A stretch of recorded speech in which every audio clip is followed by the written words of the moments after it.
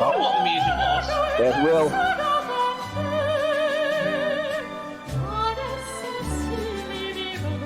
I like this song. It's a very nice song.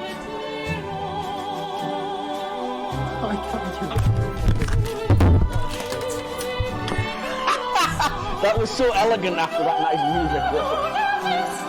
Oh, right. What the fuck was that? Hello guys and welcome to the final episode of the Spin the Wheel Doctor Who podcast. I'm Will and once again I am joined by my illustrious co-host Andrew Kemp. Andy, how are you? Hello, I'm alright. I'm running on zero sleep, but it's fine because I watched nearly a full series of Doctor Who in the time that I didn't sleep. Yeah, we'll get to that. We've just been having a long discussion for like an hour and a bit, like just talking about Doctor Who, catching up and stuff. So yeah, and Andy's really tired, but again, he was coherent in the discussion, so I'm sure he'll be able to manage. I'm fine. This. Yeah, he's all right. And we're talking about an episode that, spoiler alert, I have very strong feelings about. Yeah. For the right reasons, I may as well just explain. But yeah, we were meant to have a guest today, like a really big Doctor Who guest, but they have not turned up. So we had to settle with the next best thing. Michael Wilson, how are you, Michael? Hello. I've been upgraded to co-host, even though you were here first, and you're now substitute guest. It's fine. I've explained my lack of interest in Doctor Who these days. I was just going to say, on the note of what Mike just said there about really having no interest in talking about Doctor Who anymore, like on the internet or anything. Honestly, that session I had of just watching 9 episodes, just back to back, no reviewing, no discussion, no Twitter conversation, no nothing, just me sitting down and enjoying some episodes of a show I love was so nice. Absolutely. Like when I watch like the Smith era, I know Twitter like is pretty critical of it in recent years, but I think I don't give a shit. I'm still going to watch this and I'm still going to bloody enjoy it. And that's why I left Twitter, because it's so toxic. It's just so they don't focus on the positives ever, and I just think just focus on what you love. Why do you always have to break things down, deconstruct it, say it's crap and put other people down? And that's why I think I'll log out, but in this case I deactivate, and I just think I will watch the show that I love and I will enjoy what I like to enjoy. And I know some stuff hasn't aged well of that I like, but I can still recognize that it's flawed, but I still bloody love it. Yeah, that's the weird thing. I mean, when I kind of pivoted away to talking about discussing Doctor Who, I'm still watching, by the way. I'm watching through the classics and occasionally a few random episodes. But I found that Star Trek Twitter is just so much nicer, or I've blocked all the right people. I mentioned this on Twitter the other day because everybody that talks about that can acknowledge the problems or, you know, different attitudes if you're going back to the 60s or whatever. Yeah, without starting a fucking war with each other. Without starting into a huge discourse, and they're always positive about the things they like in the show. Yeah. More than they're talking about, like, well, if you like this, you're an idiot or whatever. I never understand. Sorry to get political, but it's like, I hate the fact that Doctor Who Twitter has gotten to the point where I could say a simple phrase that is true, it's just my opinion. For example, I don't like Ryan at all as a companion. He just does not work for me. But me saying that would then have me branded as a racist. It'd be like, oh, you're a racist because you don't like him because he's black. I'm like, no, that's not the case at all. I just don't like him because I don't like how the character's written and I don't particularly like how he's played. I got tarred for the exact opposite problem and wasn't listened to because I said that I adore the love story between John Smith and Joan Redfern and was told, well, if you like Joan Redfern, you're racist. I was like, oh, yeah, I give up. Yeah, and you all know about the situation with me on Twitter a few years ago, but what I found was really interesting was the people that kind of threw me off Twitter originally. They had the problem with me that I didn't like Series 11. When I actually kind of used the keyword Twitter search feature, and the person who really had the issue with me kind of explained why they didn't like me, it was less so with what they were accusing me of, but it was in fact just because I was so quote-unquote close-minded to Series 11, and that I thought, that's a bit unfair that you're kind of just like shrugging me off just because I don't like something that you like. And I just think the kind of gatekeeping censorship, if you don't like something that I like, I will attack you, I will reply to you, and I will reply saying that you're wrong. And I think that's just the culture that Twitter has made. But then, if you say that something they like is bad, they'll get defensive, yeah. Or if they say that something you like is bad and you get defensive, then they're in the right suddenly. Yeah. It's like, I can say that, but it's like, because I saw a Twitter post like yesterday, in fact, that was made a couple of days ago, and it was like the fourth series of a new the third series of a new Doctor is always epic, and they showed series 4, series 7, and they said series 13 is, if the trend is to be continued, that is going to be epic. And then someone replied, and I know this person because they blocked me, and I know that they're a staunch series 11 and 12 defender. They said, but what about series 7? That's shit. And then a load of people kind of replied to them saying, how can you be so carefree about like brandishing something as shit if you like something that you don't like other people shitting on? And I just thought, well done Twitter for actually recognizing that. And then he eventually deleted the tweet, and I thought, don't defend something you like by taking something else down. And I have fallen down that rabbit hole in the past, I admit, especially when I was on Twitter in 2018, 2019. But I've matured, and I've just realized that's not the way to go about it, which is why in the last year I didn't tweet any opinions. Like I just like, I would say, oh, I love this episode, I love that episode, but I don't care for the discourse, I don't care for discussion, so to speak, or like just arguing it turned out to be, just because it's crap, and Twitter's crap. And when Michael, you left, I was like, good on you, and then you came back and I thought, really? And then I left, and I just think I have no desire to go back for the exact reasons why you originally left. And I thought, why did you go back?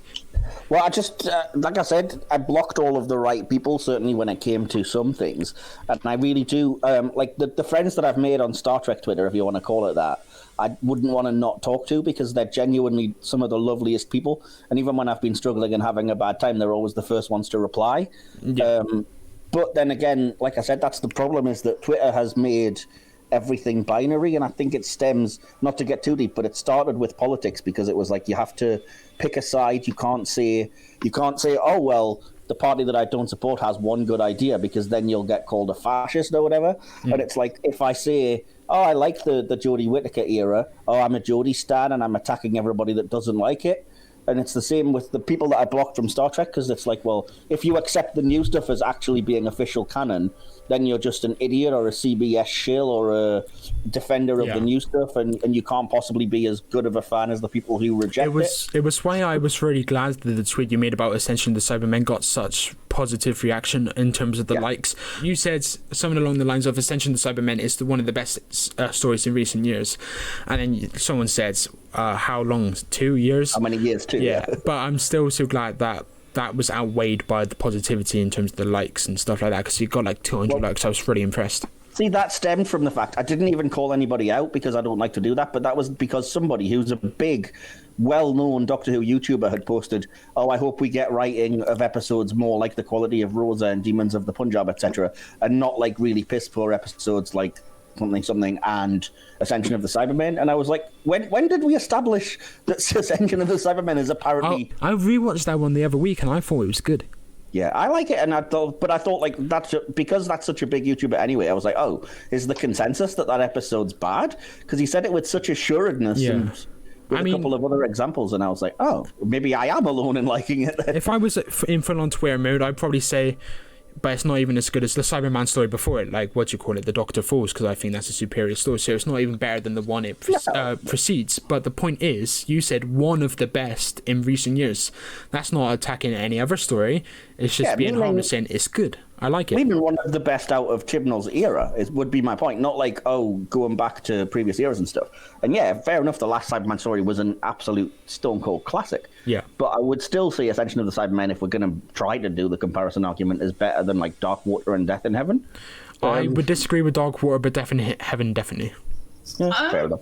Just want to throw it out there as well while we're talking about this. Is like, it's also gotten to a point where I just stopped watching a bunch of Doctor Who YouTubers, even ones that I liked originally. So, like, again, Will, you can bleep this if you want. Yeah, no worries. You can't tweet about your negative thoughts about this era, but then I just see a load of hate towards, like, series, series 2 and series 7 constantly, especially series 7, and I think I really like that series, but I'm not going to mention it because I don't care, but you clearly do when it's about series 11 and stuff. Yeah, you can't post negativity about the current era, but you also can't post positivity about the previous ones. Exactly. No, you can't post positivity about this era either. That's the thing. That's why I stopped bothering, because as soon as you do, somebody tries to get into an argument with you about it to prove that you're wrong. It's the mentality I hate. Sorry, this is running a massive tangent, but the mentality I despise is that sort of what would you call it? Like almost like a god complex kind of thing, or like I think you said gatekeeper earlier. The sort of mentality of being like,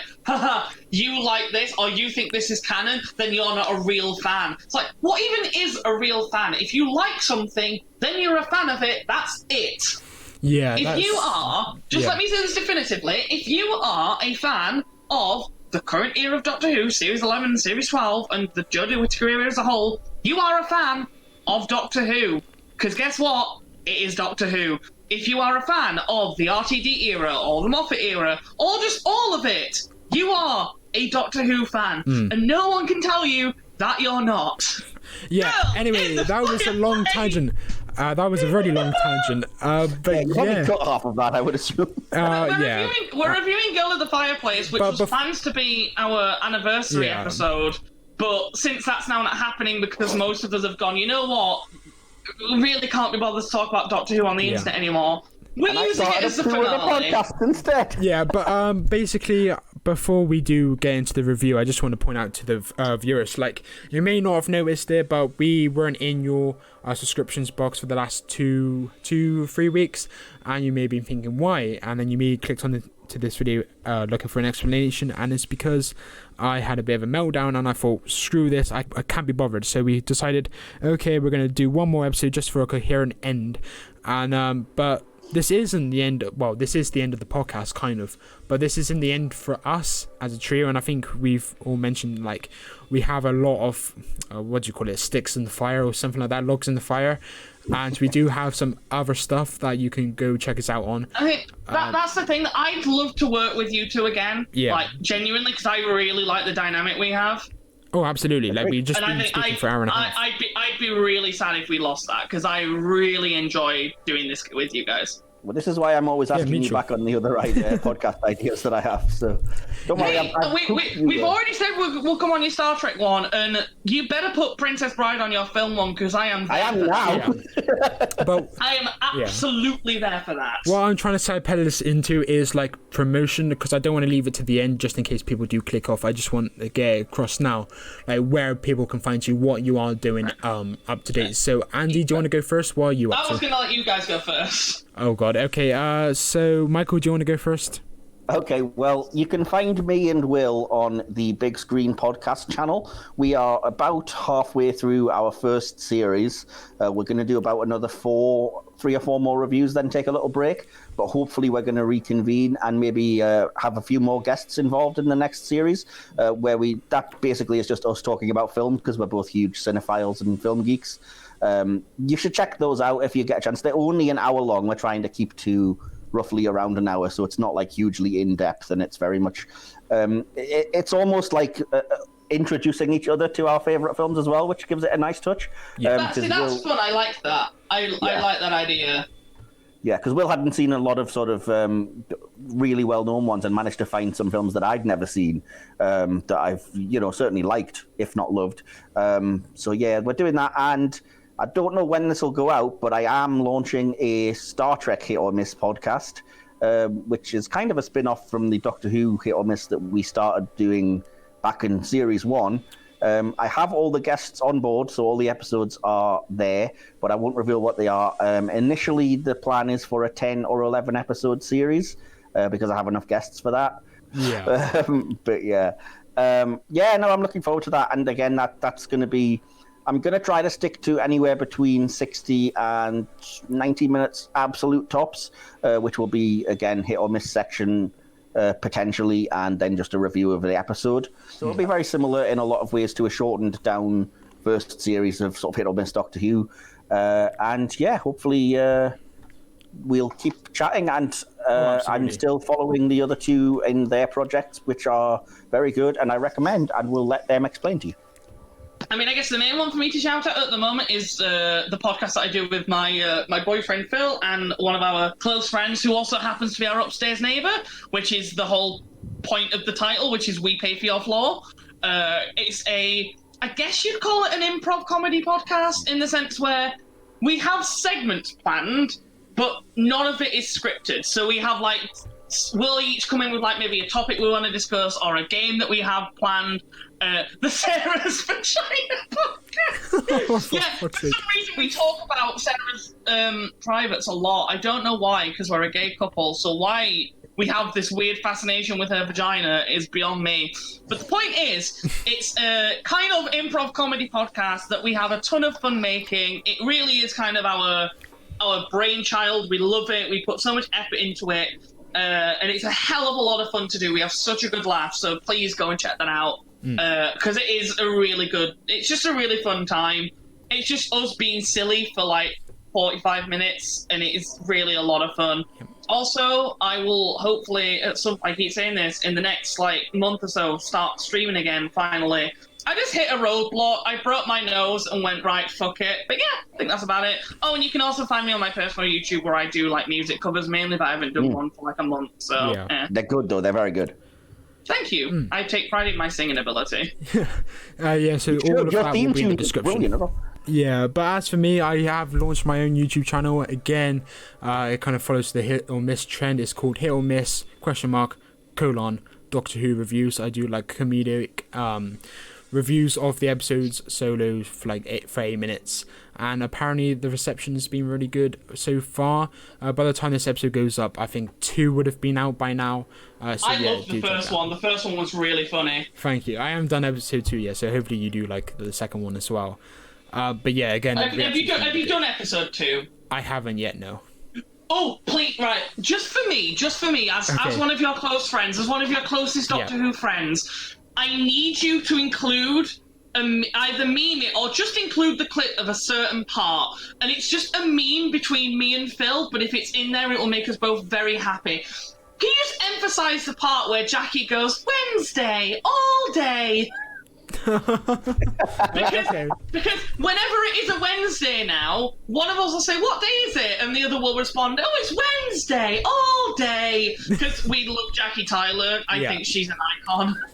Yeah, when I asked you for your favourite moment, I was surprised when you said Jackie Tyler. I was like, what? She's barely in it. And then I just thought, okay, that's understandable. I fucking love Jackie. Yeah. She's such a I hated her as a kid, and now I'm growing up, I'm like, she's one of my favourite characters. She's an absolute meme, and I love her. But yeah, so yeah, that's for me. And also, we may have a little something coming next year with me and Nandi. Well, kind of. A Doctor Who kind of series, but I won't get much into that because that is very much in the early Is it development. Bad that when you said that, my first thought was, do we?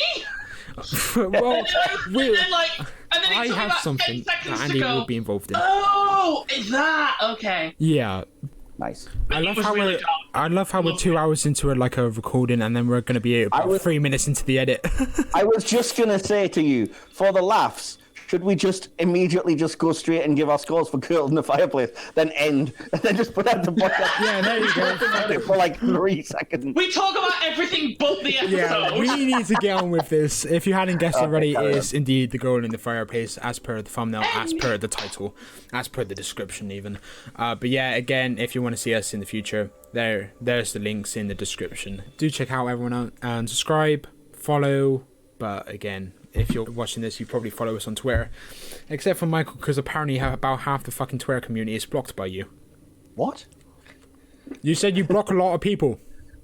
Oh, I've blocked a lot of Star Trek negatives. That fucking pun went down the drain, as they always do. Anyway, Girl in the Fireplace. I do not want to lead this review, but I know Andy really likes this episode, right? So I think, Andy, you've done some you've done some great hosting the series. I am Ian a role. So I think you're more than capable of doing this. So yeah, Girl in the Fireplace. It is an episode that exists in Series 2, so from 2006. It is episode 4 of Series 2. And after 15 years, I think it still holds up immaculately well. Yeah. In my opinion. Yeah. Just right off the bat, gonna make it very clear, I freaking adore this episode, even now, 15 years later. But anyway, right. So, we normally start by talking about the TARDIS team, don't we? Who, in this episode, we obviously have the 10th Doctor, Rose, and name redacted. Yeah. I purposely avoided making notes about Mickey because I wasn't sure if we really wanted to talk about him, given all the stuff that's come to light. I do have a couple of notes about him, and especially in the scenes that he's in, I think they're pretty good. I made but one it's just note, unfortunate, innit? yeah. I mean, I can give you my one note now, and then there's no reason for me to mention him after that. Yeah, let's talk about Mickey. Yeah, sure, go on. Yeah, get off go the on. back. My one note is just, even before the controversy, Mickey is completely superfluous in this episode. He's got nothing to do. I do think they're absolutely sidelined in this episode, but they do get pretty cool scene towards the start where Mickey reacts to being on a spaceship. It was in the sequence as well where you get a CGI shot that pans from Rose looking out of the window to the full exterior of the ship really quickly, which I think is beautiful. But in the sequence, I did notice there is a poor coincidence in this, and it's the use of the word fag to describe the cigarette, and then the very next moment being the term the team can smell humans on fire, the barbecue as they put it. And I think, considering the origins of the word fag, I do think that's a unlucky coincidence, and I do think that bit has aged quite poorly, especially as I learn as I grow older what that used to mean. In all fairness, though, I'm from a part of England where that is still like a very commonly used word for a cigarette. Yeah, it's not in the south, so maybe that's. Yeah, it is yeah, over here. We're from the north. We're from the north. It's still a very commonly used word. I still get a chuckle out of that line. I don't know why. It's just the way that she so casually says, "Well, we're in deep space, and they haven't just popped out for a quick fag." But I just find it really amusing, even though, like, obviously, maybe don't use that word now. Yeah. I'm saying that if I have a problem with people not using that word. As a gay person, you'd think I'd be like, "Oh no, don't use that word." I mean, if it is, depends on the context, because you didn't go through my throat when I said it. But that's I'm the just thing. It depends. Yeah, for me, it depends on the context. Yeah. Anyway, I mean, at the end of the day, it is also a vegetable. So that is true. That is true. My main note that I had about Mickey was I actually do like his character a lot in Series 2 because they actually give him some good development. So my exact note is, Mickey, I like you a lot as a character, although you do get sidelined in this episode. Shame about your actor. Yeah. And I will still forever love the scene where he's with his gran in The Rise of the Cybermen, where he goes to visit her, and then she kind of hits him, but then it's like a really seldom moment, and I just think, even though the actor's a bit of a massive prick, I can still appreciate the excellent writing that the character did receive several points in the series, and I think exit was really emotional as well. Yeah, very. Sorry, I did also have one other note that I've just realised as well, which is a slight negative, but it's that Moffat has said that it's a bit of a continuity error that Rose is so kind of cheerful around Mickey, because she ends School Reunion with being like really bitter that he's on board the TARDIS, and Moffat says it's because he hadn't seen School Reunion, so he didn't know that. He was just told, I'm this not is your TARDIS. surprised, because when I was actually researching this episode, one of the biggest criticisms people did have, the critics of this episode, they said that the Doctor abandoned Rose so easily at the end to go to be with Renette. Even in the previous episode, School Reunion, the Doctor makes a point that he's never going to abandon Rose like he did Sarah Jane. So that was one of the criticisms they had, and I completely understood. Like, I never would have made that link, but I guess that's what people see when they got a critical hat on, I suppose. Yeah, on a similar note as well to that is, again, something I picked up from an interview with Moffat, where he says that he hadn't even seen the Christmas Invasion before writing this, so he didn't know that there was already a line about how the TARDIS translates, and then showing you an example of that and stuff. So he says he hates the line where he has Mickey explain that, or explain to him, she's not speaking French, the TARDIS translates. Yeah. And he says the best he could do was to just quickly add the word, what, even French? Which he admits is a stupid line and makes Mickey sound like an idiot. So it's like, yeah, fair play. I mean, he was called Mickey the Idiot for most of season 1, so like it's not completely inaccurate. Yeah. True, yeah. But I think it kind of feeds into the portrayal of the Doctor in this episode. He's surprisingly alien for me, even though he's presented in human-like scenarios. Like, his lack of loyalty, and I guess you can link it again to School Reunion, like with with Sarah Jane. Like, that's the Doctor's character, you could say. The lack of loyalty, he leaves you behind, something that can be attributed to their abrasiveness, I think, and I think that's further explored in Series 3, especially with his treatment towards Martha. And I think, yes, you can criticize it, but I do think it kind of feeds into the character of the 10th Doctor, especially. Maybe that's just me. I think it is quite difficult to talk about the companions in this story because, like Michael said earlier, they do kind of get sidelined quite a bit. Which, in all fairness, in my opinion, is for the best, really. Because I feel like the episode wouldn't really work as well as it does if, like, most of the screen time wasn't given to developing the Doctor and Renette's relationship. Yeah. But, like, at least do still get some nice moments. Yes. Which is good. And also, this is... I think I've said it on the podcast before. I don't dislike Rose by any means, but she is my least favourite companion of the pre-Chibnall era, if that makes sense. Before, like, Ryan and Graham came along, she was my least favourite companion. I think she was superb in Series 1, but Series 2 she lost it. See, funny enough, I don't necessarily disagree, but also, like, the main story that I remember really liking Rose in is the Satan Pit two-parter. Oh, that's one of the worst, in my opinion. Really? I love her in that episode. As in, the two episodes are really great, but I just think the writer didn't know what to do with her. So she just kind of said, oh, like a roller coaster and stuff like that. I think, you're not actually adding anything to the plot. You're just saying I like her in that episode. I feel like it's where she really properly comes into her own, because she has to do so much without the Doctor. And she kind of... I don't know. I personally really enjoy her in that two-parter. In part 2. But anyway... We're not talking about that, we're talking about Girl in the Fireplace. Yeah. But no, she does still get some really nice moments. In particular, I really like the scene where they're going around the spaceship and discovering the different body parts within the different systems. But by the way, is, when you think about it, really fucking gory and grotesque. Yeah, it's some quality. I've made that note. It's actually some quite good body horror idea, which you wouldn't necessarily expect for a quote-unquote kids show. But it's a cool concept. I do think it could have been explored more, as that is incredibly eerie, but instead we got, we saw the heart, we were introduced to the heart, which looked really creepy, but it had, like, upbeat music above it, making the reveal, like, really comical. I can still hear the music in my head, because I know the music of this episode really well, because I freaking love the soundtrack of this episode. The music is fantastic, the Renette theme is superb, but the fact that they introduced the heart, which was a really creepy image, but then they put really upbeat music behind it. In all fairness, the music kind of dies down when they see the heart, but then it immediately comes back once they shut the thing. Yeah. But yeah, like the body horror of it is really good, and I do kind of wish they explored it more, but I also understand that they probably couldn't have really gotten away with much more, because at the end of the day, it was still, primetime BBC television for a family, so... Out of curiosity, have either one of you seen the TARDIS, as it was called, that aired before this? I might have done, but if I did, it was years ago. TARDIS? The hell's that? They did, like, for Out Series 2, they did, like, 1 or 2 minute prequel things to every episode. And the one before this episode is the crew getting chased by the clockwork droids, which is something you don't see a lot of in the episode. Can we take a pause out of this episode just so we can watch it? Yeah, I was about to ask. I want to see this. I'm going to go watch it. Just to bring it back to it, I think the TARDIS, which is a dumb name, but fair enough, were a really cool, like, promotional tool kind of idea. But this is one of the examples where I really feel like that would be cool if it was in the episode. Yeah, because, like... Even though it gets explained that the ship got damaged in a storm, it was actually nice to see that happened.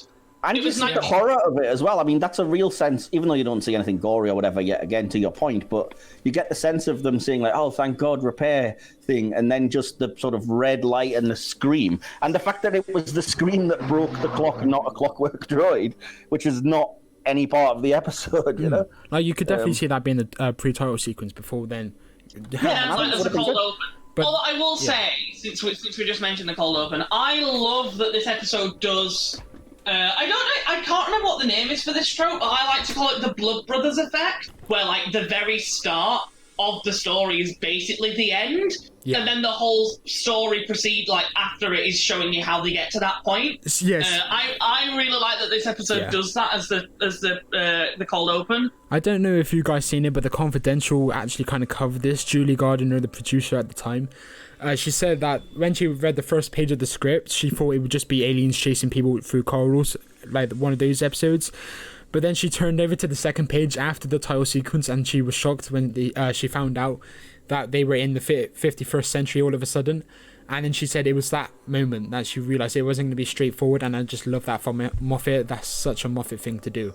Yeah. There are so many things in this episode that I, on rewatch, saw and go, yeah, that's Moffat. Yeah. Oh, yeah. Completely. Like, the broken clock, that's very Moffat. I mean, just this is kind of like a trial run. The whole timey-wiminess of it. Really, I think this is a trial run for River. Oh, no, I definitely think it's Amy, because he's a young girl's imaginary friend who then develops a massive obsession with him. I think it's kind of both, actually, if you think about it. Because, like, the whole time travel aspect of how they keep meeting is also kind of very River. Yeah, but he does that with Amy as well, because he ages, like, he says he'll be right back and then comes back and she's 19 and then disappears and then she's 22.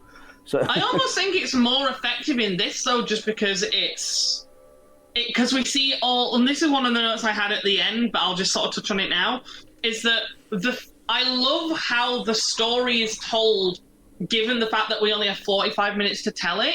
Absolutely. Yeah, I think it's got to be it's phenomenally done. It's really well paced as well. And I love the fact that because we see everything from like the Doctor's perspective, it makes it more believable for us. Because like for him, until the end when he gets stuck, for him, it's just been like 40 minutes. But for her, it's been years, and it's really well done how they translate that onto screen. If that makes sense. Yeah, and I don't think it's just her.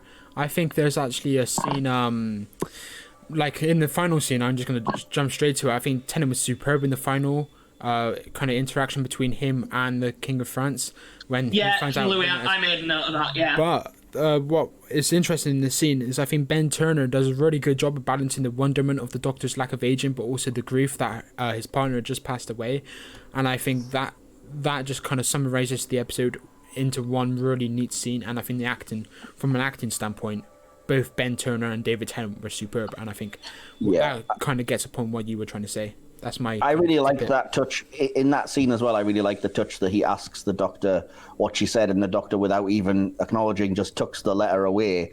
And instead of being upset or anything, he's just like, "Yes, of course, quite right," and quite respectful about it. I was like, well, "That's actually quite a nice, cool touch and very well acted." That whole scene is beautiful. The music as well, super. Oh my god, that track. We're gonna get into that later, but I think the final, I think I put it as like the denouement. That basically everything after them defeating the droids is just perfection, in my opinion. Yeah, it's heartbreaking. It's so heartbreaking. My god, I've seen this episode so many times, and I pretty much cry every single time. Yeah, it just really gets to me. But anyway. We're still technically talking about the TARDIS team. Quickly, I didn't realise that they got defeated so early into the episode as well. It was like 30-minute mark, they kind of get cut off, and then in the final 15 minutes, it's just like all the response to that. And I just think that did not feel like 15 minutes. That felt like more like 5. And I think, again, that's just a testament to the writing and the pacing of the episode. What are your overall thoughts on the Doctor in this episode? Michael? Let me just see if I can find what I thought. At the very start of the episode, because it's become such a meme and whatever, I was a little bit cringy when the Doctor opens up with, well, I was like, oh no. But yeah, other than that, I would say throughout the rest of the episode, Tennant is great because he sells everything. He sells exposition without you realizing that it's exposition. Oh, absolutely. He sells some of the more ridiculous... Yeah.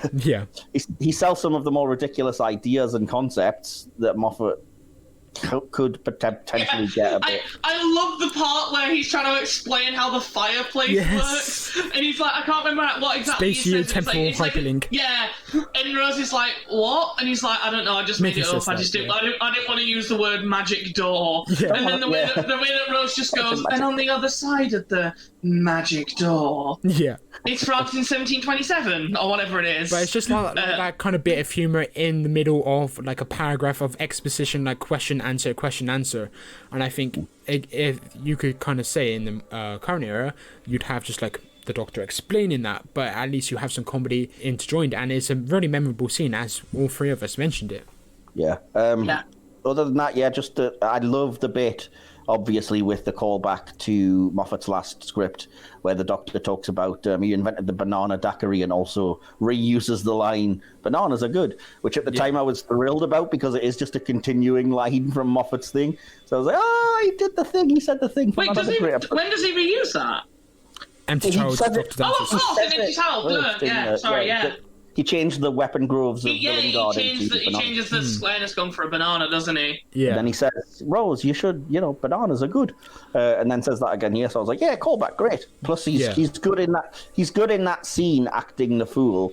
Except that I didn't like, and this relates to an issue that you have with Rose, but you're quite forgiving of. I didn't like that he's like, you think I'm carrying wine, but it's actually anti-oil, and I'm like, what? In all fairness, if it moves, it doesn't. One of my few criticisms of the episode, not that it affected my score in the slightest, but one of my few criticisms I did put, I've never understood how that thing with the wine works. I know he says it's not wine, but at the same time I'm like, could we get a better explanation than just oil? Oil makes things work, so anti-oil, if it moves, it doesn't. It's as simple as that. I mean, I understand that the whole point is like, well, you have to it's gears, it's clockwork. You have to lubricate it to make it work. So instead, this just sticks it together. I get that, but then I'm like, where did he pull this out of? There's just some really confusing elements.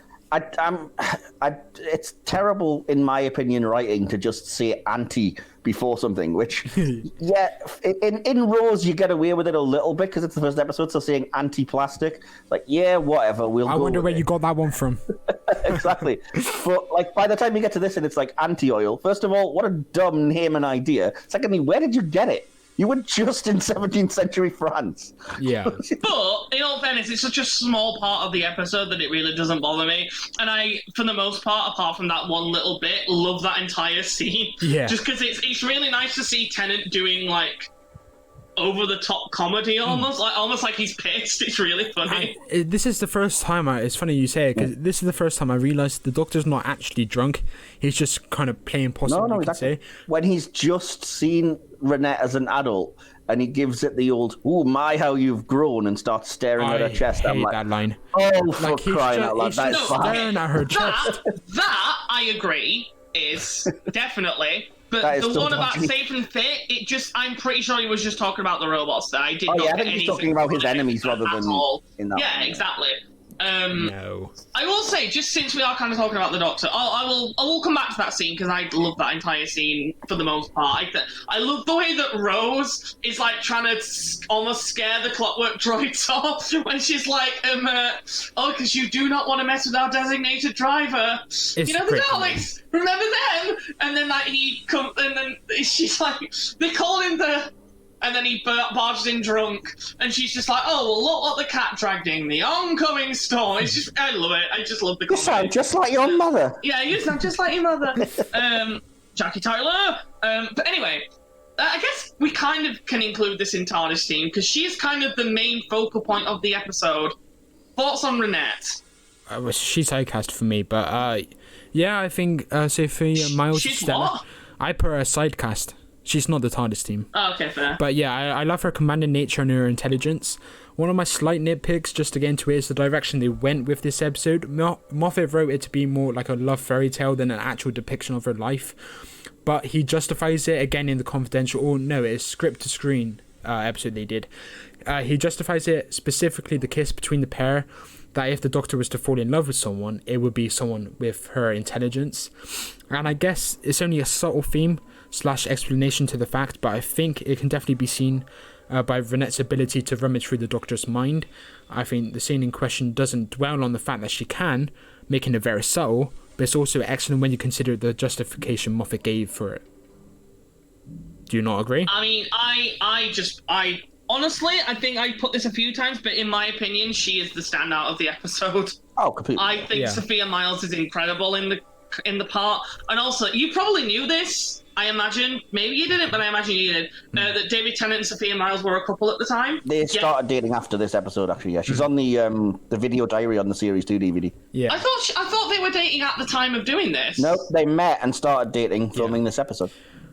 Oh, well, I mean, that kind of explains it, because their chemistry is absolutely Yeah. incredible. Their chemistry is so good. So I'm not surprised that they ended up dating afterwards. But again, it's not like the Vincent van Gogh episode. It's not like a deep dive into the actual life of them. But I do like the line at the end where the king says she always worked too hard, giving her some justice. She wasn't just this woman who was waiting for the Doctor all her life. She actually worked. And I think that line kind of cements. I think they kind of established that throughout the entire episode, though, because even when the Doctor first realises who she is, he's, what is it? He goes, he explains what she does. Yeah, he's like, actress, singer, dancer, courtesan, but then, fantastic gardener. Like, he lists off all these achievements. But then there's nothing to kind of show that, and it's like in the Battle of Ranskoor review, like Michael, you mentioned about how the Doctor's just explaining these things to the person, and I think, that is a bad thing, and it's the same in this. Like, you can explain it, but nothing actually happens with it. But it's different because this is a historical character, and there's like actual historical proof that she did do all these things. Yeah, that's not what I'm saying. Whereas in Ranskoor, it's like these are made up characters, and the approach they went with the episode is like a love fairy tale as opposed to an actual depiction of her life. Oh, absolutely. Vincent van Gogh, that's my point. But what Moffat did give us was justifiable and was excellent in itself, so I can forgive it. Well, that's one of my slight criticisms, but also I understand that's the way the structure is that, for me, the Doctor who lives for thousands of years falls in love into a deep, powerful love really quickly in this episode, because for him it really is just like 45 minutes, almost. Not quite, obviously, because it's like 5 hours here and there or whatever, but it seems very quick for him, and yet, as you said, because of the way it's written, it has to focus on the love story, so that's all you really get. I mean, I honestly think it works. Like, I think it absolutely works, yeah. But there was another approach they could have went with it, which I would have... I think the writing of Renette just focusing on the love thing works, because you have to do that, and you can always research the historical character. But I do think the Doctor, for me, still falls in love far too quickly, just within the sort of grand scope of the series, you know? I wouldn't say he falls in love with her, except in the final scene with her. But before then, it's just more like I just knocked Madame de Pompadour. It's not like a love, it's just like an amazement that's who she is. It's definitely implied a deep love at the end. Yeah. But yeah, anyway, neither here nor there. I love the way that Renette's written. I think it's great that she's calculated, but also when she needs to be, she's impulsive. I love that she's not thick, she's aware, and she's actually wise. Yeah, and she's actually... In particular, I think that really stands out in the scene where she actually ends up on the ship. Yes. I think it really comes across there with the fact that, one, she grasps very quickly what Rose is telling her, and then even when she's on the ship, even though she even says, like, I'm very afraid, she still makes the calculated decision of, no, I need to go and live my life. I need to prepare myself knowing this is going to happen. And, like, she doesn't, like, break down. She's sort of a really strong character in the sense she's like, okay, I know this is coming. I need to make sure I'm ready for it. And I love how she's written. Did you notice, because you did mention the scene, did you notice, like, this is a positive, by the way, this isn't a negative, but, like, the misplaced vibe of Renette on the spaceship is really well executed. Again, in the script screen, like, Moffat wants it to be, like, it shouldn't be there, and then, like, it looks like she's just standing in front of a green screen because it's so ridiculous, but she's not meant to be there, and it looks like it. Yeah, because she's in this, like, almost steampunk-looking ship in this, like, 18th century regal French gown. And the fact that it looks great is absolutely right. Yeah. And I think you did mention it, like, the commanding yet reassuring nature. The scene I would, like, kind of link it to was when she stops the screaming in the royal court towards the end. Even as she takes it, the creatures take her to her knees with a sword like metal to her throat. The screams are minimal from the extras as Renette's impact wears on, which I think not only was it good to establish that she was well respected, but it was also well sound mixed and put together as a scene really yeah, well. I love that whole part where even when everything is going on, she's like, "Can we all please just calm down?" Yeah, I can't remember the exact line is like, "This is Versailles. This is the royal court, and we are French." And it's like, pretty much exactly the language.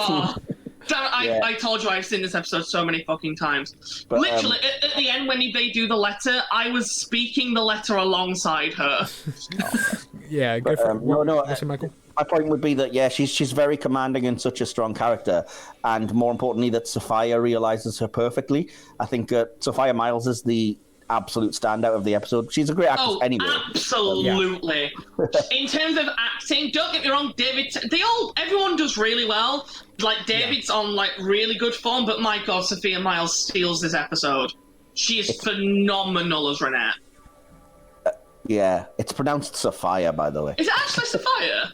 Yeah. I did not know that. I've always thought it was Sophia. Yeah, I think everyone does. It's spelt that way, but she doesn't pronounce it that way. And given that she follows me on Twitter, we're close personal friends, so I just felt the need to that's really cool. Okay, I'll make sure I say Sophia from now on. Yeah, well, I was followed by Joe Grant, so have that, Mike. Are either of you followed by Joe Grant? I think I may be. I'm not sure. I know she definitely replied to me. This is a very random comment, just a side comment while we are talking about technically the sidecast. But I don't know if any of you noticed this, but you know the scene where Renette's walking through the gardens with the other sort of French courtesan? I don't know exactly what. Who, by the way, is wasted in this episode. Yeah, because it's Angel Colby who goes on to be Guinevere in Merlin. Yeah, and goes on to be in Thunderbirds Are Go, by the way, as KO. Don't just call him Merlin. Wait, I need to look this up. As in, like, the more recent Thunderbirds? Yeah, the CGI one. She's the voice of KO in every episode. What? No! Is she? Did you not know this? No! And I've seen quite a bit of that show, because Phil fucking loves it. It's a brilliant show. Phil has taste. Well, I mean, we knew that anyway. Well, holy shit! As if! Hello as well. Anyway, not the point. Just quick aside. Arthur the horse, we stan. Yeah. I love the ridiculousness of, like, just the whole scene of having Arthur the horse just turn up, and then the fact that he ends up being integral to the solution. It's really unexpected, and I like that a lot. Yeah. I have a weird behind-the-scenes fact about Arthur the Horse as well that you may or may not know. Go on. Yeah, I know. That he was never actually in the ballroom at any point because he wasn't allowed. Yeah. So they filmed, once he jumps through the mirror, everything that with the 10th Doctor and Arthur was filmed like far away on a paddock or something, and then green screened into the ballroom. I did not know that. Yeah. And you wouldn't know I did make a note, though, that the CGI of him breaking through the mirror is horrendous. Oh, I like it. What? It does not hold up well at all. It does. I don't think it did. I mean... Maybe it's not the CGI itself, it's more the fact that you can so clearly tell that it's just David Tennant on a horse in a green screen. At least on the scene where he bursts through the mirror. And, like, it's just, I think it looks really bad. I don't care at all, but I do think it looks bad. But, yeah, again, with the behind-the-scenes things, I know the producers actually said that it couldn't be done. Like, it was just too logistical, it was just too expensive. But then Moffat, when he was told over the phone 2 days before it was going to be filmed, he kind of had, like, a very, quote-unquote, sissy fit. He, like, broke down in tears. And then eventually they kind of swallowed their pride and they were like, you know what, let's do it. Let's spend a lot of money into it. And apparently it was a really expensive scene. And, of course, with the editing, they had to merge all the three. Because it was 3 different scenes into one, so I kind of like, if you think it looked bad, I can kind of get why, because it was such an ambitious kind of bit of TV. So I think it holds up perfectly, but if you don't, I can understand. But just know it was a really, really expensive and difficult scene to put together. That's fair. Should we talk a little bit about the monsters themselves? Yeah, that's what all are your thoughts on the Clockwork Droids? Absolutely. What are your thoughts on the Clockwork Droids? Michael? No, I'll let you go first. That's fine. Okay, I think they're properly creepy. Their ability to go from under the bed to standing tall almost instantly in Renette's bedroom was a terrifying directional move.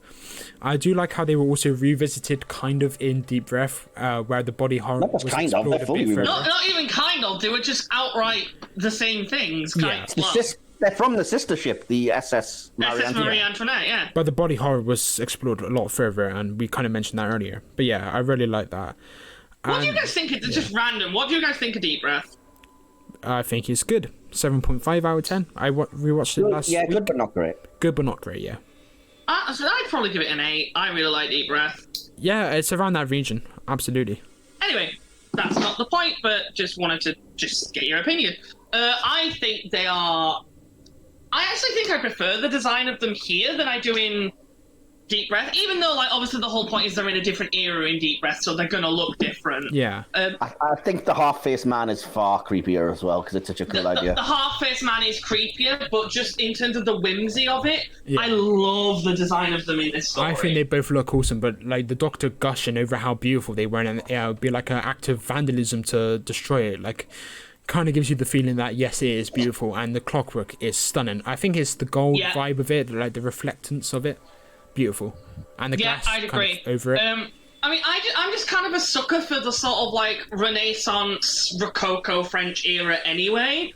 I think it's the Rococo era. It's definitely the Renaissance sort of. The point is, I'm a sucker for that kind of like aesthetic anyway. So like every time I see them, I'm like, oh my god, you're stunning. I believe I still have my Clockwork Droid doll somewhere on the shelf.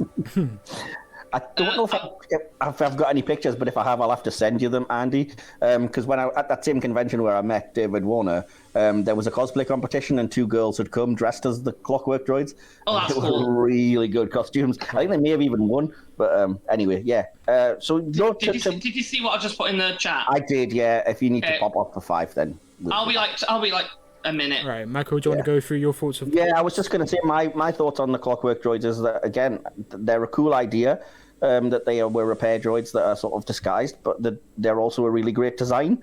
And I love what they do about the whole monster under the bed iconography and how they're in the shadows, and then it swipes out at the Doctor and then stands up. So that's a cool... Not that that's related to specifically them, but that's just cool the way that it's done, I think, by Moffat or by the director. And... the only other thing I said is that, unfortunately, I do find that we're supposed to find their cutting tool thing threatening, and it just looks really pathetic when it's right in front of Rose, and she's like... I think it really works in the scene towards the end when in the royal court, and Renette is put down onto her knees by the droids, and the third main one walking up to her directly as the camera pans a bit is utterly fantastic. It's creepy, daunting, and a fantastic bit of direction, in my opinion. Do you know what the one I'm on about? Where they kind of... Yeah, it works better there, but it's just... The one scene I'm talking about is when they're strapped down and it's meant to be really terrifying, and she's like, don't mess with our designated driver. And it's got the cutting tool to her neck, and it focuses massively on this tiny little spinning disc, which just looks so ineffective and crap, and I'm like, oh, if you wanted it to be a scary scene, just have it be a blade... at least, so that it looks like there's a knife to her throat rather than this little piddly little They spinny didn't want to thing. make it that creepy, Michael. But it looks so pathetic, it wouldn't... It would still do damage if like a spinning cutter blade is... it's not even a cutting blade, it's like a little washer or something that just spins a lot. Yeah, but then a shaver can, gust you open and then you can bleed to death. It looks like if they actually put it to her neck, it would break at the pressure. Yeah, her neck would, but... No, the actual tool would. No, I know what you're on about, I'm joking. That's neither here nor there, yeah, but the screaming played over the intercom system as Renette is on the spaceship, it's not only distressing but incredibly touching, not just because of the stellar performances, but again, I'll bring it back to the music, which I did give a bit of grief earlier with the body horror scene. But I think the music through the large parts of this episode is exceptional, and it's really moving. And I think it kind of goes under the radar a lot. Not a lot of people talk about it, but it really holds up. Oh, I made a note of it. I think Murray School's episode score is... Yeah, I think for me it's a little bit too much sort of jaunty at the very start.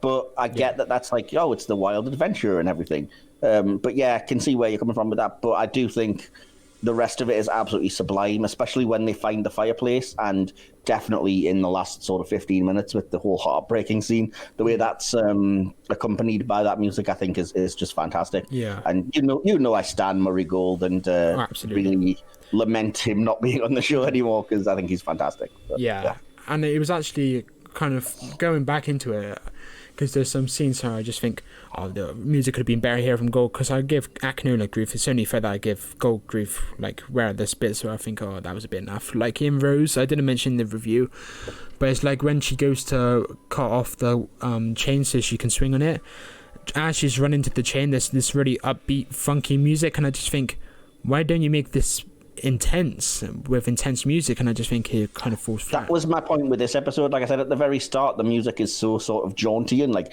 and it's almost distracting, because I'm like, ooh. Didn't he do another show? I don't want to say just in case it's not his, but let me have a quick look at what he's done, because I know he did something else, and then he did Vanity Fair and Queer as Folk, 1999 and 2000, and this is kind of one of those. I think it's Queer as Folk is where Russell T Davies picked him up. I may be wrong, but I just know the music in those two are really like upbeat, and I just don't think it works in it's particularly noticeable in Series 1 and Series 2. Those two series have incredible music, don't get me wrong, but there's just one or two scores in these kind of episodes where I just think that this doesn't suit Doctor Who. This is straight pulled from Vanity Fair and Queer as Folk, in my opinion. And this and that scene in Rose and this scene in Girl in the Fireplace is where that kind of is obvious to me. Okay. Yeah. That's probably fair. But yeah, related to the Clockwork Droid, since we were talking about them as well, I really love the kind of story idea, which I'll get into a bit more later, but the idea that they're opening portals at different times at random because they can't hit it exactly, and the idea that they just keep saying she's incomplete, which I think is a really clever way of putting it, and of giving you that without actually giving away the big answer at the end. What are we discussing? I hope we don't go on for too long, because I've only got one note left. What are we discussing?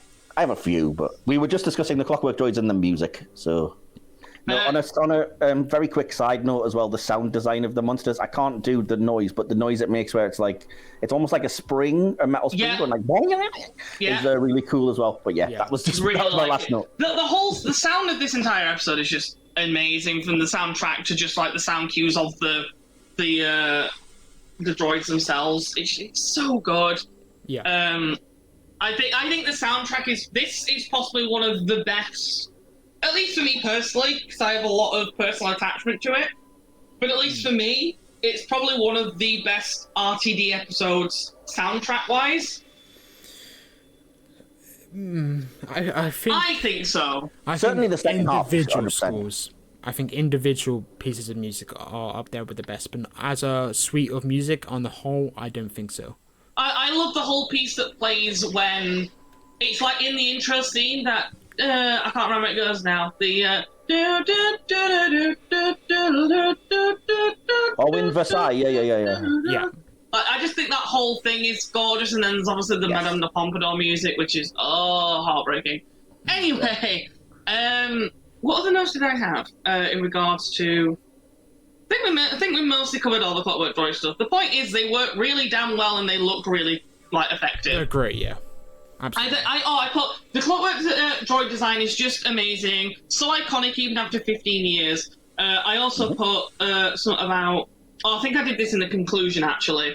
That's in the conclusion, so I'll say that later. But I made note of a few individual lines that I really like from the episode. So I'll just go through them in order. You have the same ones as I do, because I've said lots of iconic, memorable lines, and I've written a few. But I really liked the. I think it was mainly his delivery, but when the Doctor goes, "Mickey, what is pre-revolutionary France doing on a spaceship? Get a little perspective." Yes, I like that line. And then this line, not necessarily for the line itself, but just how well it just sums up the plot of a woman from a ship from the 51st century stalking a woman from the 18th. Why? And I think that just sums up the plot really well. And also, on the back of that, I really like the way that this episode really, just at least for me when I watch it, even I remember even when I first saw it, I never even batted an eyelid to the fact that wait, we were on a steampunk spaceship, and now we're in like pre-revolutionary France. What? Mm-hmm. But I never really batted an eyelid, and I think the transitions between the ship scenes and the France scenes are kind of like seamless. Yeah, it works really well. The editing's really well done. Yes, he is extremely good. So he chews up. I know Michael's going to say, "Oh no, you guys are fans, so you're going to say this," but I'm genuinely meaning it. I'm sorry, I'm with Mike though. Tangent. But yes, he is incredible as Prince Philip. Fuck you, Mike. Oh, this is one line in particular, but it's mainly I like the way that. So it's the same line. You'll know which line it is. It's the line where they're questioning the droid about what happened to the ship and what they're doing, and it's the way that she just repeats the phrase "we did not have parts," and it doesn't. The intonation does not change at all, but with every single repetition, that line becomes more and more sinister. Yeah, and I think Tennant changing the tone of it when he repeats it back and goes, "The crew, oh yeah, they didn't have the parts." It's kind of like I didn't do that justice. It was much better than my really over the top effect, but yeah. It's really cool as well. No, I really like the way that just that simple repetition of the line gets more and more sinister each time, as you realise that she's answering the question each time. Yeah. Like it's very Moffat, but it's like fucked up, and I love it. Can I just ask a quick question? Because this is literally the final note. No. It's literally screw you. This is literally the only question I really have. I'm not entirely sure what the very, very end of this episode means. Like, the Doctor in the TARDIS explains to Rose that we may never know what the droids, why the droids went after Madame de Pompadour, specifically. Are you kidding me? And then the final shot shows the ship is named after her. Is this just a way for the episode to pay homage to her in a it's the explanation for why they went after her. Yes, and I still don't understand it, which is why I'm asking you why. Because the droids are stupid. They say it in the episode when the Doctor asks why they're going after Madame de Pompadour. They literally say, "We are the same," and then she responds, "We are in no way the same." The fact that the ship is named after her makes them think that they need her brain for the ship to work. Yeah, like as far as they're concerned, in their way of like dumb thinking, is like we need the central processing unit of Madame de Pompadour, meaning the ship, but they read it as we need the brain of the actual Madame de Pompadour. Even though I have just been shouted at, I really appreciate your explanation. Thank you. I'm now going to cry. I wasn't trying to shout at you. Sorry, I didn't mean to do that. I wasn't trying to shout at you. I was more like surprised that you hadn't picked up on that. I just wanted to know. Sorry, I didn't mean to shout. I actually made that note. This is my very last note, but I fucking love that reveal because it's just so cleverly done. And I love the fact that Moffat held that one last bit of information until right at the very end. And then literally just before the credits roll, you go, oh! I didn't. And you realise, I think it's so well done. I knew it meant something, but now so well done. Yeah, it's well done. I love how it's done. It's just for the audience, which I think makes the fact that they don't even realise it, the fact that only we know, I like, oh yes, it's so good. Oh, I did make a note that Moffat is once again using dancing as a metaphor in his second story in a row. Apparently he's not, he's claimed. Because people have said that, and Moffat claims absolutely not. He says he's only referring to dancing as dancing, and that they didn't sleep together or anything in the episode. He insists, and it's from the writer. Okay, I'll believe him, but I was getting those vibes. A lot of people have said that, it's right after she reads his mind and then says she needs to dance, but yeah, Moffat insists, no, they were just referring to dancing, even though you can probably read it a little bit. We have mentioned this scene, but I just really love the realization from the Doctor that she's looking in his mind as opposed to him in hers. I really like how that's played, and I think it's sold by the way that they perform it. Because it could have come across as like, wait, what the fuck? But because of the way they perform it and how almost subtly it's done, it's like, oh, okay, that's interesting. And again, I think it just really helps add to the idea that this character is really smart and like quick almost. Okay, this is one of the few. I really like the way that the format of the episode and the set pieces allow the story to flow. Because I know you said that from the Doctor's perspective, yeah, he seems to fall in love really quickly. But on the flip side, I genuinely, every time I watch this episode, buy into the idea that Renetta's fallen in love with him. Oh, I buy that. Like, the whole imaginary friend. Like, I completely buy into that. And I think the way that the episode is set up really helps that. It feels like a genuine, believable love from her side. Well, and it's a great actress as well, so yeah. Oh, absolutely. I did put that. I've never really understood why they couldn't just use the TARDIS. Because they're part of Avengers, all we get. I know there's a throwaway line of, oh, we can't do that, we're part of Avengers now. But I'm like, I know we don't have a truck. What? What? It's the same flaw that I have, and to be fair, it doesn't bug me as much in the episode of Mark to Mention, because in that one at least it touches on like paradox and stuff. But it's the same reason why the whole why couldn't the Doctor just go back and see Amy and Rory after the end just hit Manhattan? Yes, that bothers the crap out of me. Yeah, don't start Michael on that. He hates that one. But anyway, yeah, I think that's pretty much all my notes I had. Conclusions? I have a handful of notes that I haven't got to. Oh yeah, go through. Okay. Sorry, it's only a very small handful. Just I wanted to say that the episode, even though it's only on DVD, not Blu-ray or anything, when I was watching it, looks gorgeous, which surprised me because it's like from 2006. I think I was expecting it. I was watching it on iPlayer and it looks stunning. Completely, and I love the design of everything from the sets of Versailles to the design of the spaceship, which nobody's ever mentioned this, but is the spaceship supposed to look like a key? Is that playing into the theme? Because I don't know, but one of my very first notes, I skipped over it because I didn't think it was relevant, but my third note is literally, I adore the design of this ship. Oh, completely agree, yeah. The other thing was that, you've already mentioned it, but just a second, the shot of panning out from the window when Rose looks through into space is gorgeous. Mm-hmm. I like the sort of the idea of the mirrors and tapestries as a shorthand way of connecting the characters through time. I think it's really clever. The ending is absolutely heartbreaking, as we've already said. And I like that they don't forget that this is the Doctor's favourite period, which calls back to the first Doctor and the Reign of Terror and stuff. And the very last thing... that's a good spot, yeah. Yeah, because he even says one of my favourites, but yeah. The last thing was just on a story perspective.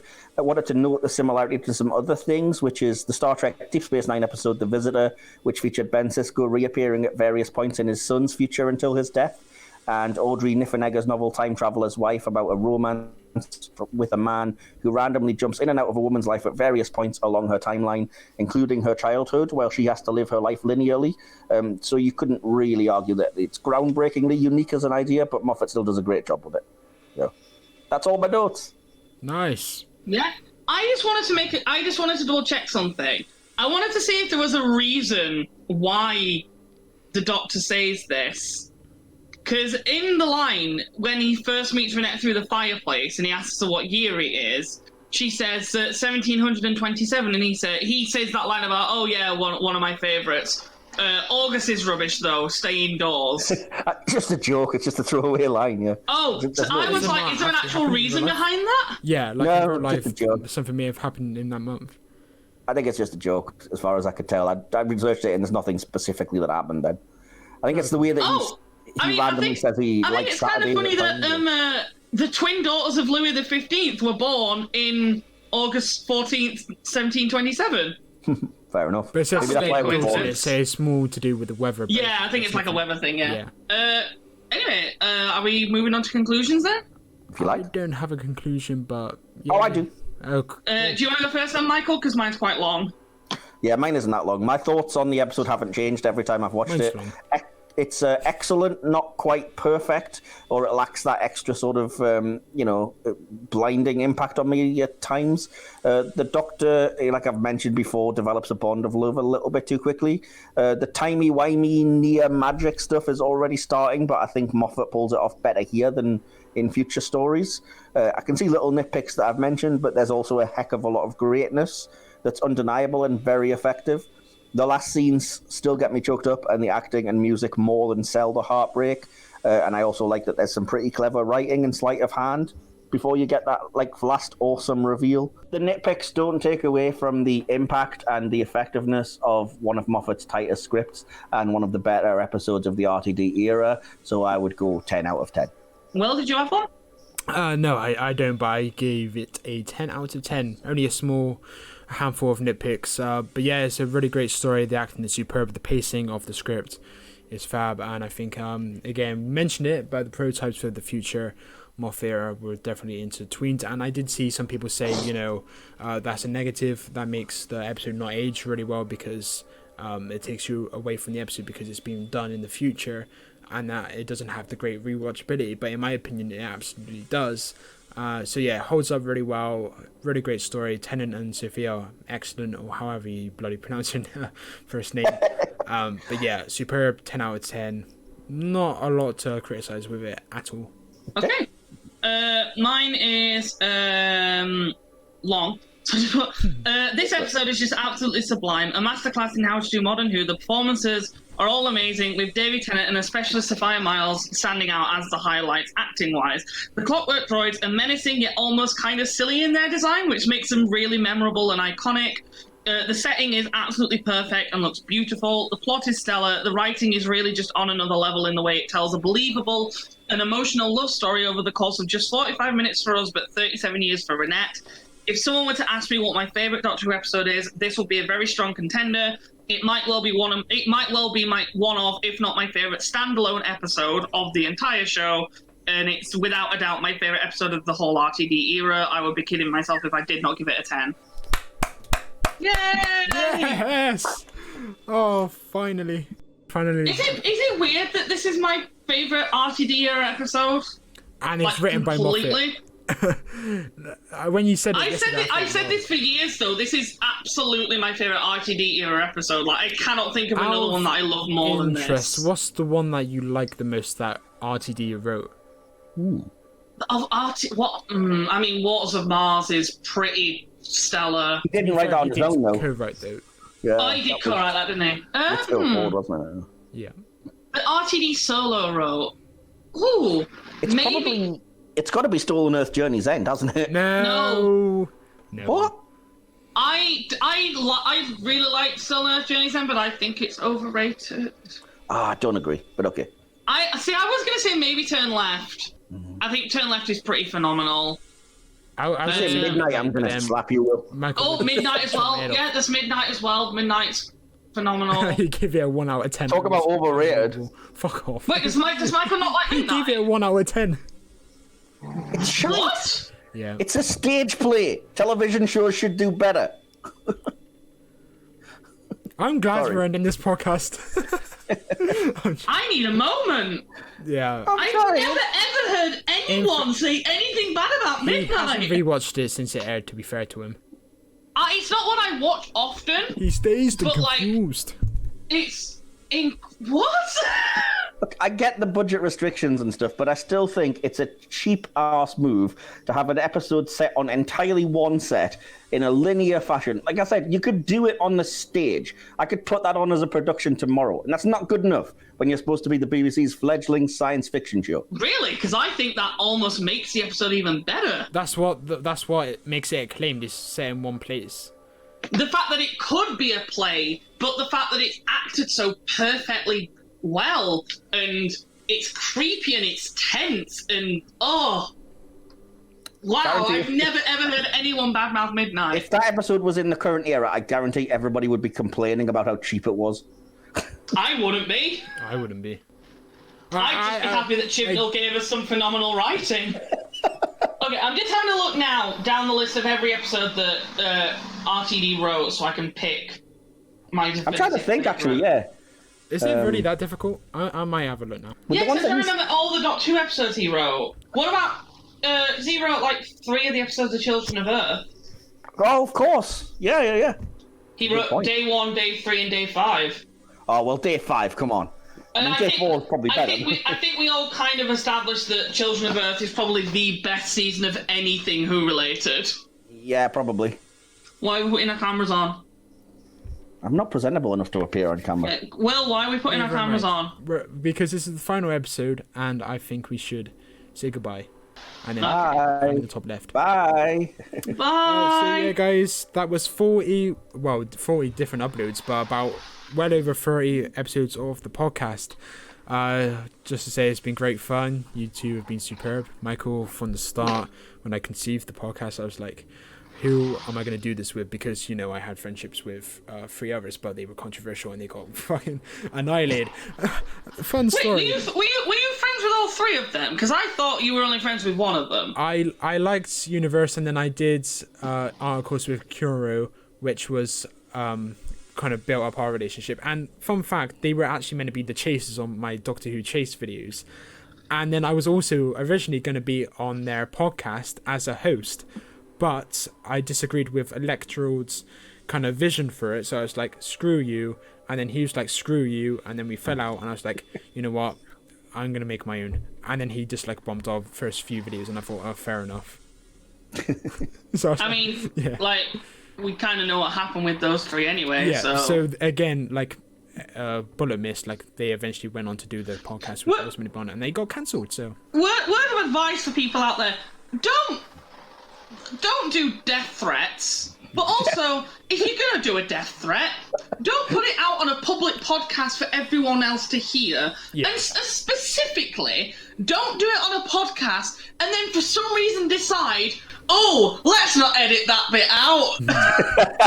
Absolute fucking idiots. The thing is, I know some people, like, on Twitter, listen to our first 3 episodes just to see if we actually said anything controversial, and specifically me. And then I think once they actually found out that I wasn't the guy they accused me of, was like, I was just like chilling, like, ha ha ha, screw you all, trying to enjoy the podcast, stop coming to attack me. And I just thought we've built something really, really fantastic with these podcasts. And I think, yes, they're going to be staying up on our channel. People are going to be able to watch them time and time again. And I do hope they do, because we've got a good catalogue of episodes. Question. Yeah? I don't know if you remember, but a few months ago, I think this was originally going to be planned for me to do at the end of season 2 of Back When We Were Hit or Miss. But if we're ending the whole Doctor Who thing now, because we know what the internet is like and blah, blah, blah, do you still want me to record and upload a cover of me performing My Angel Put the Devil in Me, and we can put it up to this channel? If you can get that done in the next week, I can get it done at the end of this episode. I meant as a separate episode, as a separate video. This is going to be the. You have to give me time to find a showgirl outfit in my size. Wait, what? So that I can be the back-end dancer, isn't it? Well, in that case, I need a blonde bob and like fucking a silver, like, I don't know what even the word is. Leotard? Dress. Leotard, yeah. I'm not dressing in a leotard. I'm not ready for Drag Race. That's fair enough. Yeah, but yeah. Speaking of which, I should start a Drag Race podcast. Okay, let's wrap this up. Well, look, let's just to say we are all we're like a band that's splitting up. We're all going on to solo projects that you can follow us, but we're not saying the band will never get back together, and we should at least gather to have 3-hour chats every now and then. Absolutely. Yeah, and whenever series 13 airs, I expect us to be having like calls. Oh, absolutely. If not after every episode, but at least after the series has ended, so we can all be like, either, oh, that was good, wasn't it? Or, what was that shite? Or probably both. Yeah. I'm hoping it's good. I'm trying to keep my expectations high, mainly because I love Jodie. Yeah. I've got low expectations, but that way I can't be disappointed. So yeah, that's true. Yeah. That is true. In all fairness, that's how I went into season 12, and then I ended up actually liking series 12. So yeah, true. But yeah, we're very grateful for your viewership. I know, like, consistently, based on the statistics, that we did have 4 to 5 people religiously like ending right at the end of the podcast, like watching all that far. So to those 3, 4, 5 people, thank you so much. And I know I'm not one of them because I don't watch the videos back, but the Spotify, and on Spotify we've actually been a success, you guys know. I haven't actually told you, but we have had consistently 2 handfuls of people watching us. So like every single episode has 10 downloads, quote unquote, which actually means just viewers. So 10 people. Very nice. And then I think the first one we did, Robot Sherwood, when we announced it was going on to Spotify, that actually has 29 viewers. Nice. So the Robot Show would. You should plug it more. Done really well. Yeah, the Spotify. But yeah, guys, thank you so much. Just a quick plug. Yeah. Just a quick plug. We Pay for Your Floor is also on Spotify. You can find us on YouTube and on Spotify. Yeah, again, link will be in the description.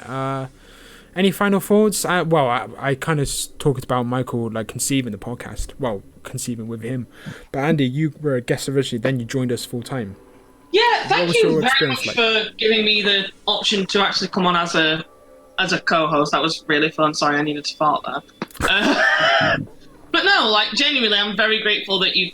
Like, I think especially when I think about the fact that I was a guest and that we clicked so well that as soon as we did episode 2, Michael was like, would you mind coming back on in a couple of weeks? Because I need a spot to fill. And then I got brought back again. And yeah, it was really nice to be able to sort of build that relationship and just... I don't know. Something about the fact that Michael was the one who was like, oh, we should get Andy on as a co-host, even though Will's the one who knew me prior. That's like really nice, and it's nice that I made such a good first impression because I'm normally just a chatterbox who does not know when to shut up. See, but I'm quite quiet, so I like that. Yeah. Oh, that's fair. That's fair. I think that's why Phil likes being with me because like we're together and I do all the talking for us, and he loves that because he can just sit there and be like, I don't have to talk to any of you cunts. Justice for Phil. Justice for Phil, indeed. Can we have a Phil cameo just for the end? I will say, one of my absolute highlights of doing this entire thing has definitely been the fact that I got to have Phil as a guest. That was really nice. He's going to be on the track one. Not only did I get to have him as a guest, but I got to have him as a guest doing an episode of his favourite Doctor, which was really nice. Nice. And I mean, as shitty as the internet can be, one of the plus sides is having met both of you guys and made friends, so thank you for that. Definitely. Yeah, you should go grab Phil so we can quickly have him on. Can we see Phil like a cameo right at the end just to bring it full circle? No, because he might still be at work. Oh, okay. He doesn't finish until 3:30. I'll go and check quickly if he's free, but if not, then sorry, but he's working. We need the full No problem. circle. That's fine. I'll be 2 seconds. Wait a minute. There we go. No! What have I done? No! Oh, I'm going to take my camera off then. Fuck you. We can't see yours anyway. You know what? I'm saving it for the edit. There we go. I don't believe you. You don't believe me? Okay, I can't wait. I think this is some kind of trickery, and me and Andy are going to be on screen, and you're going to just... There'll be a black square that says... Screw you! There he is! Yes! I was on OBS the whole time, and you didn't believe me. Have that. Have that. Yeah, Phil can't. Phil's busy with work, so yeah. He's here spiritually. 1 minute, let me get where's trying to find a picture of him. No. Phil loves moose, so here he is spiritually. This is his moose. He's called Norbert, but for the sake of this bit, he's Phil. I can just tell we're going to start recording, and then instantly Phil just walks through the door like, hi. You don't finish like 10 minutes, so... Yeah. My battery on my laptop is dying. We were recording for a lot longer than I was expecting, but this has been fun. It's been really nice doing this with you guys. We still haven't recorded an episode as long as the Asylum of the Daleks one. We were here till about 4 o'clock with that one. Wow, really? Yeah, with that. I thought the Timeless Children one was pretty long. In all fairness, we were dying of laughter for like half of that recording. Okay, since this is the final one, let's just go on a trip down memory lane. What is your favorite memory / episode that we've done? My favorite episode it's the Asylum of the Daleks one, just because we went on. It went off the fucking rails so quickly, and I was completely there for that. Mainly because I was the one causing most of it. I don't want to pick the same thing because that's dull. So I'll say the episode with George White for basically the same reasons. It went off the rails in the hit or miss section and just stayed there. Yeah. Like the moment the Kylie thing happened, that was it. The episode was just we were done, all over the place. Yeah. Which was great fun, to be fair. I think my favourite would be the Battle of Ranskow F. Kolos.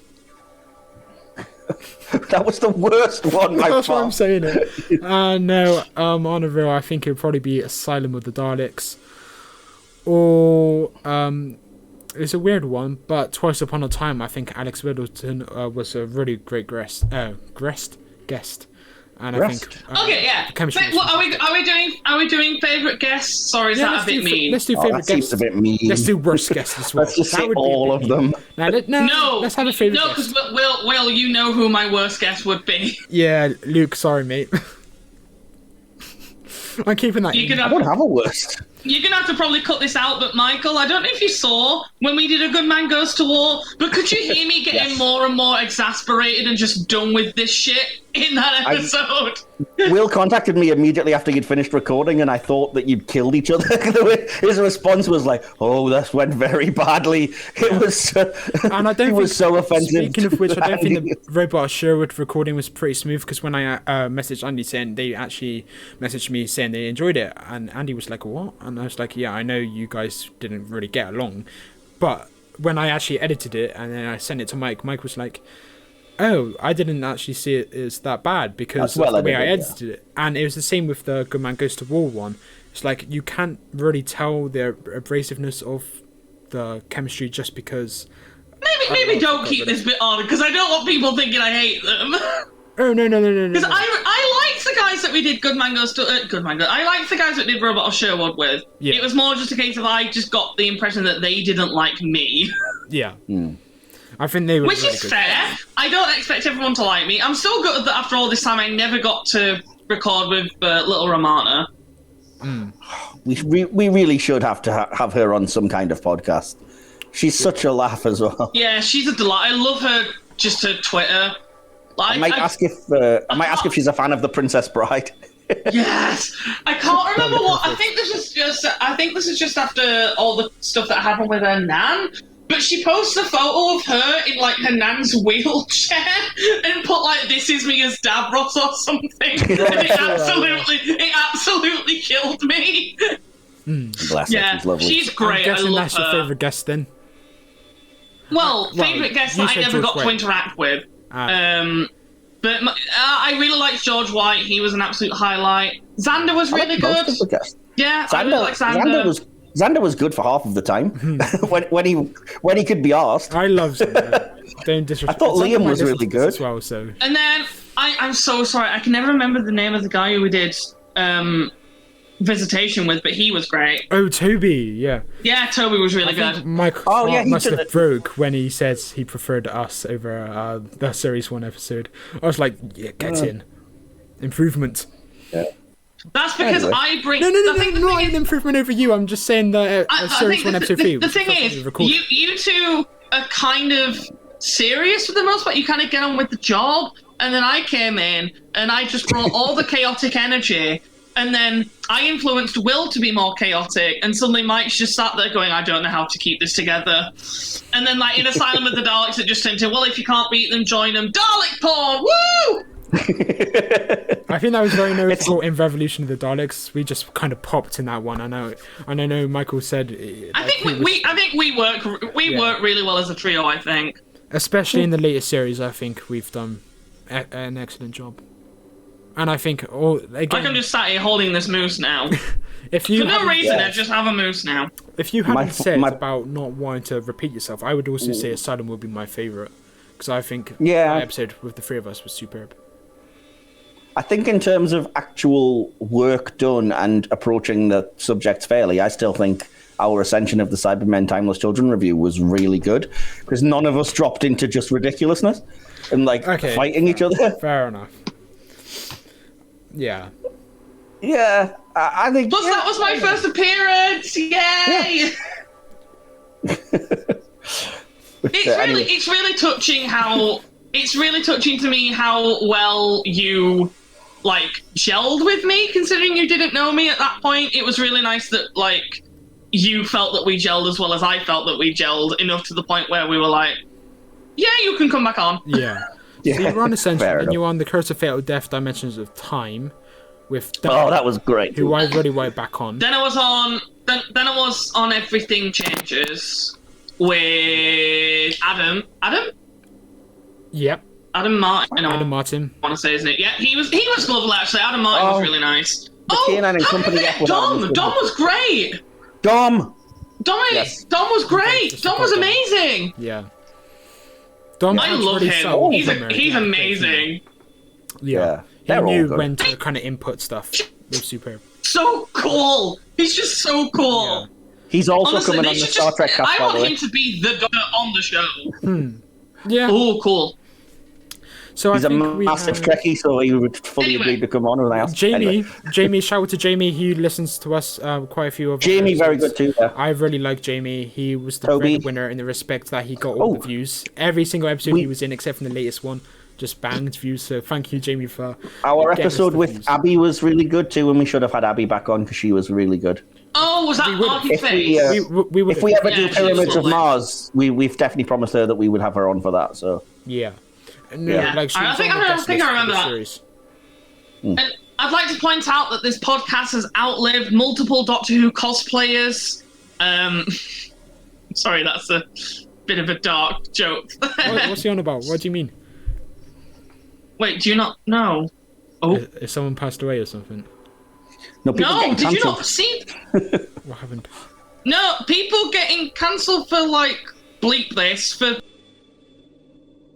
Yeah, and approaching minors and stuff. Do you not remember this? Yes. Yeah. I thought it was just going to be blackface or something, but the harassment stuff. It's yeah. Oh. Yeah, when we started this podcast, we probably all thought that what was it called? Not My Doctor was going to be great. We were fully in support of it. I forgot about that. I remember really liking their Twitter, and then all that shit happened. I'm like, oh god. I think we need to stop idolizing these Twitter community members because when I fuck both of you. I'd like to clarify. I never idolized any of them. Yeah, it's like when I had AK followers, I wasn't really sort of flex. I know 8,000, but I wasn't egotistical in the kind of sense that some people are, but I still get that. I understand why some people thought I was a bit abrasive when it comes to Series 11 and stuff. But what I'm trying to say is, when you get to a certain level, and there's a lot of people that want to hear your opinion, so follow you, so to keep up to date with you, it kind of does get to your head, I think. And I think especially with whoever it was, the one that got cancelled, and some others, I think these people just take it for granted, and I took it for granted, and it came piling down on me. And I just think stop idolizing, stop giving a platform to people that are, and don't bloody me. Did you see the day before he got cancelled, they made a Twitter hashtag about him, praising him, and it was I am this person, or this person rocks, and then the next day he's exposed.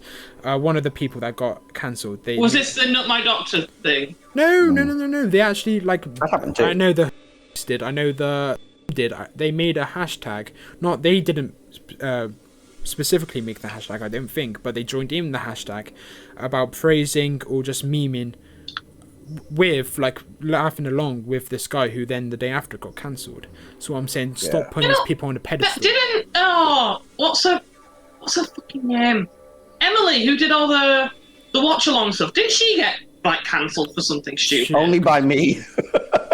Michael is the one that actually cancelled. Oh, okay. Yeah. But anyway, that's neither here. Don't keep that in because I'm fine with it now. I know she didn't mean any harm, boys. Yeah. I'm gonna have to go because my battery is about to die, and I'm gonna. And watch she did a lot for the. That's fair. That's fair enough. Right. Boys, see you later, guys. See you in a bit. Link in the description. See you later. Bye. I'm off to watch the Suicide Squad. Bye. Bye.